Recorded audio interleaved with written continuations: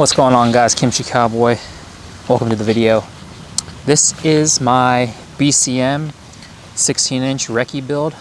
Reason it's called a Recce Build is that's what they put this upper under. So wanted to get into more of a long-range rifle setup. After dabbling in more 308, I found that I really like long range. It's a totally different aspect of shooting and I thoroughly enjoy it. So I wanted to build a new rifle from the ground up, 16-inch primarily because just the ballistic advantage, a little bit longer barrel. I did not want to do a 14.5 pin and welded. Now it's not completely done. There are some things that I want to do, which I'll talk about right now. Is I want to do a 12 o'clock LPVO red dot on the top. Reason for 12 o'clock is it's just easier to aim passively with night vision than a 45-degree angle. I also want to add a weapon mounted light and then also a suppressor in the near future. So those are the three things that I think would be added to this rifle, and then it would be somewhat complete. Anyways, let's go ahead, dive in, tip to butt, as all the other influencers say. Rifle is clear.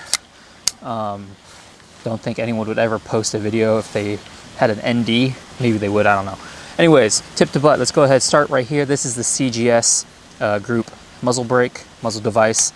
The reason I went with this is after talking to Capital Armory, which is here in Texas, talking about suppressors, I definitely want to be going with that suppressor in the future. Reason being, over like an RC2 is, one, it is 3D printed, so there are no weld points. When a suppressor gets hot, the number one thing that fails are the welds. Those tend to crack and break. And I just wanted to support CGS Slade. Dude is an awesome guy and like their products. So went ahead and put this on here. We went with a Harris bipod. Didn't go with the MDT. I don't like that big throw lever. I wish I actually didn't get the one that articulates. I want just a static bipod, spring assisted legs, so that's nice. Yeah, Harris bipod, nothing great, nothing bad about it. Moving up to here to the upper, this is the 16-inch Bcm Mk2 Recce upper, not the enhanced lightweight version. Pick rail all on the top, M-lock on the sides and bottom, 1-in-7 twist, adjustable gas block. Don't know the entire specs of it. If you want to dive into the specs, it's on their website. I'm not going to give it a review yet because I've only put maybe 200-ish rounds through the build so far, so I want to get some more rounds through it before I give like my first thoughts or initial review impressions of the rifle itself. So stay tuned for that. Just a Magpul grip that I sawed in half and wrapped it in some tape.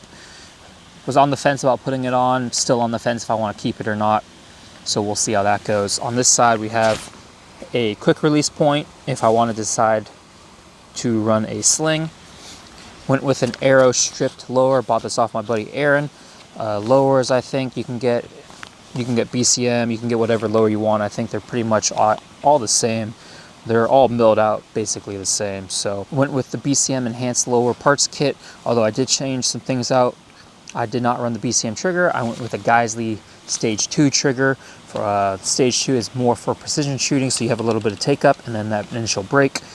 We also went with a Radian 45-degree safety, non-ambidextrous. I do not like ambi safeties, so that's why I went with it on my strong side.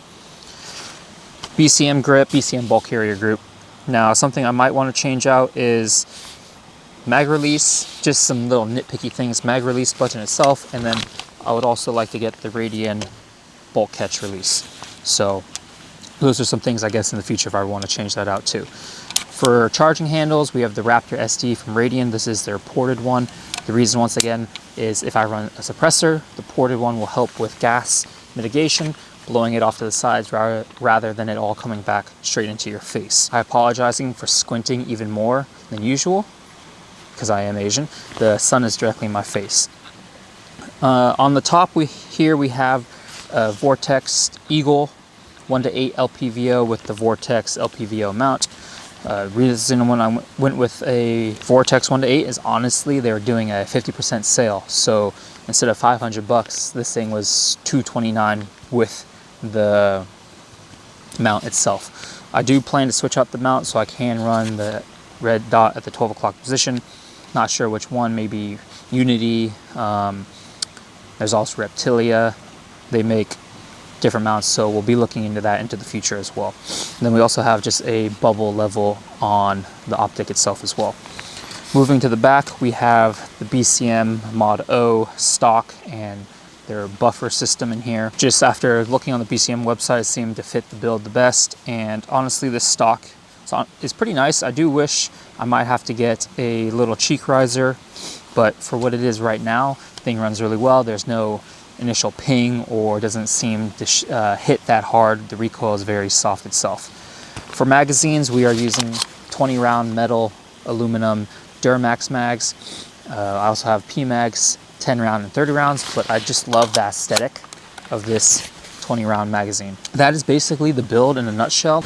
My initial plans for this rifle is kind of like a do-it-all rifle. Now, people seem to build like their one and only main go squeeze, and so far that's my 11.5, but the reason I built this out, and I think with the red dot and all the other accessories that'll be added onto it, it could be my one and only rifle. We'll see how it stacks up running certain drills. Like I want to run the 11.5 in the exact same drills as I run this, and I want to run this in the exact same drills I run the 11.5. See which one's stronger in some aspects, see which one's weaker in some aspects, and yeah, just see how this thing can do on its own. Take it hunting possibly sometime, but overall, I think I'm really excited to see where this platform takes me. Long range shooting has been extremely fun to get into. It's completely different than running and gunning. If you want to see more of this, stick around. If you don't want to see more of it, thanks for watching. I'll see you guys whenever you come back, I guess. Anyways, that's going to wrap it up for this video, guys. Thanks for coming by. Thanks for watching. Consider subscribing, like I said before, if you're new. Hit that like button. I'll catch you guys in the next one.